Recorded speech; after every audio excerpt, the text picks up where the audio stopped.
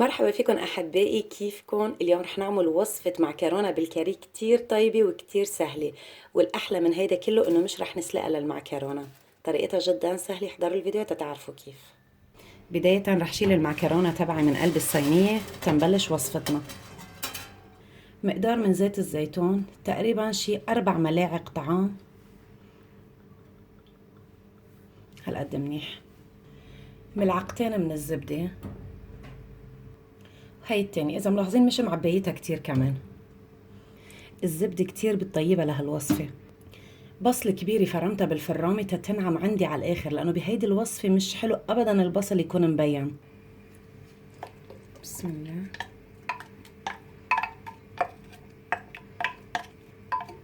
أنا قصد ما بخلي الزيت يحمى كتير تا ما يطرطش عندي زيت. 4 حصوص كبار من الثوم كمان فرمتهم بالفرامة تا ينعموا على الآخر.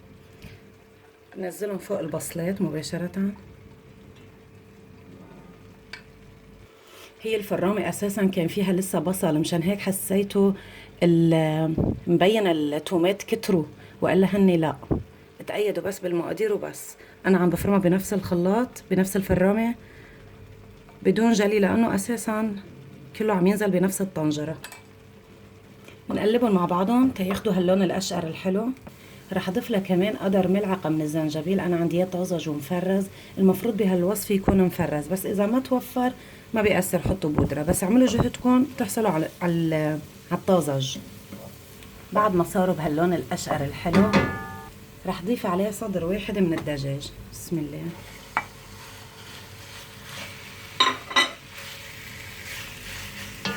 وبقلبهم مع بعضهم، خلي كل قطعة دجاج تتغلف بالبصل والثوم والزنجبيل يتنكهوا من بعض.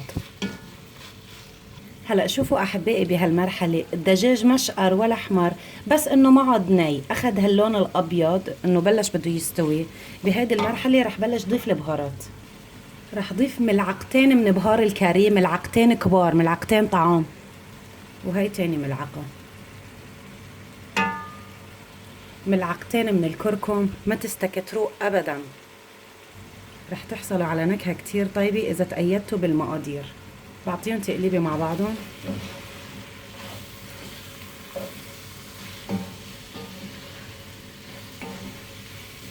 ونصف ملعقة من الفلفل الأحمر الخشن.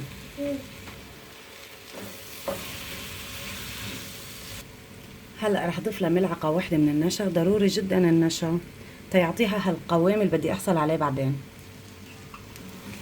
حركهم مع بعضهم. هلأ بدي ملحهم، أنا حطيت نصف ملعقة طعام، حطوا أنتوا قد ما بدكم. إذا بحكي لكم عن الريحة حتقولوا ليلى عم بتبالغ، عن جد ريحة مش معقولة، مش معقول شو طيبة. الريحة نزلت لتحت على الحارة أنا متأكدة. هلأ بدي أضيف لهم كوبين من الجزر والبازيلا، يفضل يكونوا مفرزين إذا ما في فريش، ابتعدوا عن المعلب قد ما فيكم. حطوا فوقهم.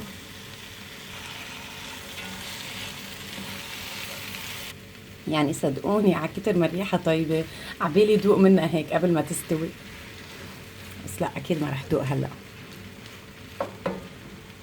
تركتهم يتقلوا مع بعضهم كتير منيح لمدة شي 10 دقايق. هلا عندي هون مرق دجاج، رح اضيف عليه مرق الدجاج.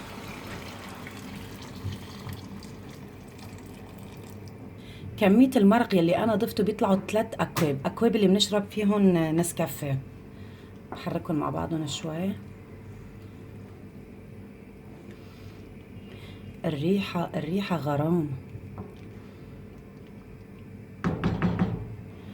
هيدا هو الفنجان يلي عيرت فيه مرق الدجاج. هلا هون في كريم فريش، كريم للطبخ، اذا مش متوفر حط كوب حليب ما بيأثر. بسم الله.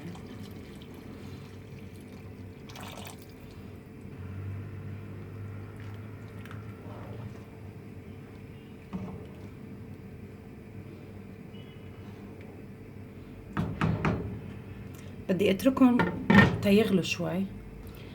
اول ما ببلش يغلي، شايفين احبائي كيف عم يغلي، عم يبلش بده يغلي، بضيف عليه المعكرونة هيك نية بدون سلق. بسم الله.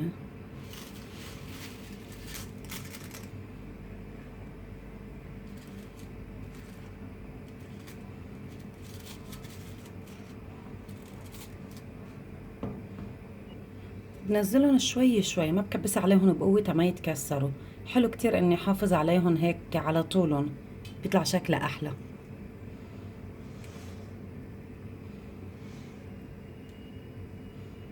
طبعا كمية المعكرونة اللي انا حطيتها علبة وحدة 500 جرام، علبة كاملة. وكل ما جبتوا نوعية المعكرونة احسن، كل ما عذبتكم اكتر، يعني ما بتعجن على بعضها ابدا. هلا رح غطيها وانطر عليها شي 10 دقايق. بعتقد وصفتنا صارت مستوية وصارت جاهزة للسكب ما شاء الله، وانا ماني مصدقة امتى بقى ابلش دوق.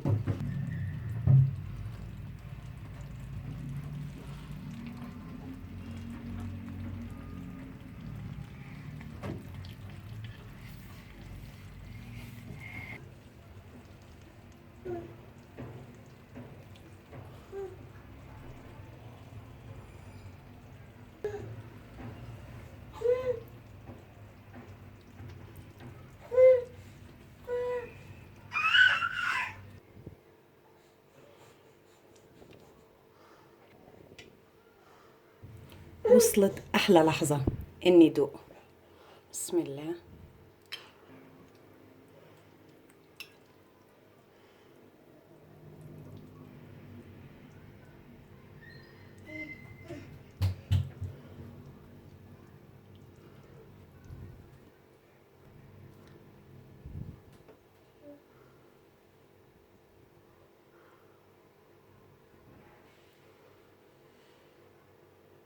بسم الله. ما في احكي واوصف مدى روعتها. عن جد عن جد عن جد. ما حدا يكتب لي بالكومنتات ايه ليلى شي طبيعي تقولي عن اكلك طيب. لا، صدقوني انا يعني احيانا صايره معي كتير قليل كتير، يعني من اول ما فتحت الشانل لهلا يمكن شي مرتين عملت الوصفه وطلعت مش طيبه، حذفت الفيديو ما نزلته من الاساس اصلا. فيلي بدي يقولوا انه عن جد هالوصفه طيبه وجربوها على مسؤوليتي، واكتبوا لي تحت بالكومنتات اذا جربتوها. اكتبوا لي اهم شيء شو رايكم، شو عن جد يعني كميه البهارات اللي حطيناه فيها، العصفر والكاري، كميه كبيره منا صغيره، يعني ملعقتين طعام كركم ملعقتين طعام كاري، كميه كبيره. وكلياتنا بنعرف فوائد العصفر، الكركم يعني العقد الصفراء، فما بعرف كل الناس بتسميها هالشكل. المهم العقد الصفراء، وفيها الزنجبيل كتير مفيد والثوم كتير مفيد، يعني فيها كتير مكونات مفيدة. وفوق هيدا طعمتها بتجنن، يعني عن جد عن جد هيدا الطبق بيتقل بالألماس مش بالذهب. بنهاية هالفيديو إذا عجبكم ما تنسوا تحطوا لي أكبر لايك، اشتركوا بالزر الأحمر يلي تحت الفيديو إذا لسه ما اشتركتوا، تنكبر عائلتنا أكتر وأكتر. وهلا رح أقلكن باي وأنا رح كمل الصحن.